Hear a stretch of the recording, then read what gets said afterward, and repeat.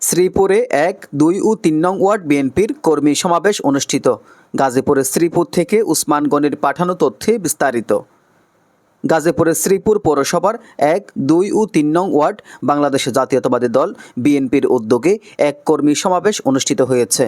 ১৯ জুলাই শনিবার বিকালে শ্রীপুর পৌর মুক্ত মঞ্চে এই সমাবেশে স্থানীয় বিএনপি নেতাকর্মীদের ব্যাপক উপস্থিতি লক্ষ্য করা গেছে। সমাবেশে সভাপতিত্ব করেন পৌর বিএনপির আহ্বায়ক আলহাজ মোহাম্মদ হুমায়ুন কবির সরকার।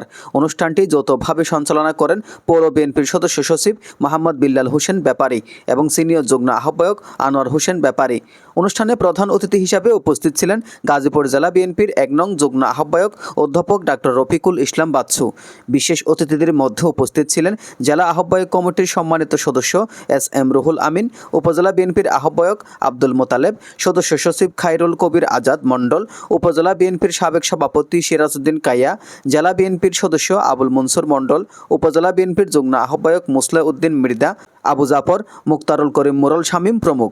এছাড়াও আরও উপস্থিত ছিলেন গাজীপুর জেলা মহিলা দলের নেত্রী গোলনাহার, পৌর বিএনপির যুগ্ম আহ্বায়ক আহসান কবির, আহ্বায়ক সদস্য মোহাম্মদ খোকন প্রধান, বিল্লাল হোসেন, সাইফুল ইসলাম, সাইফুল মোল্লা, টিপু সুলতান, রেজাউল করিম খোকন, সাবেক ছাত্রনেতা ও সমাজসেবক নাসিম মণ্ডল এবং পৌর কৃষক দলের সদস্য সচিব রাহাত হাসান জোয়েল সহ বিএনপির অঙ্গ ও সহযোগী সংগঠনের নেতৃবৃন্দ।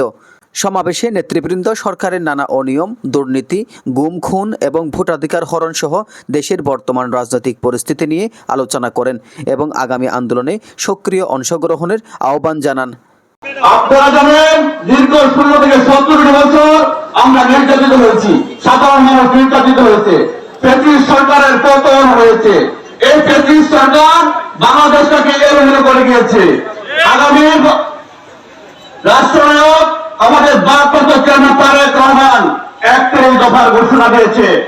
31 দফার মধ্যে একটি দেশকে সুন্দরভাবে রাষ্ট্র কাঠামো গঠনের জন্য যা যা করার প্রয়োজন সবকিছু আছে। সাধারণ মানুষের কথা আছে, মেহনতি মানুষের কথা আছে, জেলের কথা আছে, কৃষকের কথা আছে, স্বাস্থ্যের কথা আছে। তাই আমি সকলকে বলবো, সামনে নির্বাচন হবে। সেই নির্বাচনে আমাদের গাজীপুর 3 আসনের আল্লাহর রহমতে একজন ভালো মানুষ এসেছে, যার পেশা ডাক্তার। উনি পেশায় নিয়েছে মানুষের সেবা দেওয়ার জন্য। আমরা ভাগ্যবান, আমরা ওনাকে ধরে রাখবো। বিগত দিনে অনেক বক্তা বলেছে উনি বিপদে আপদে সকলের পাশে ছিল, আমার পাশে ছিল। উনি সম্পর্কে আমার ভাই হয়, আমার বড় ভাই। আমার স্ত্রী যখন এমবিবিএস বিসিএস ক্যাডার ডাক্তার হয়, তার পোস্টিং হয়েছিল সিলেট। এজ নিজামুদ্দিন, ডেস্ক রিপোর্ট।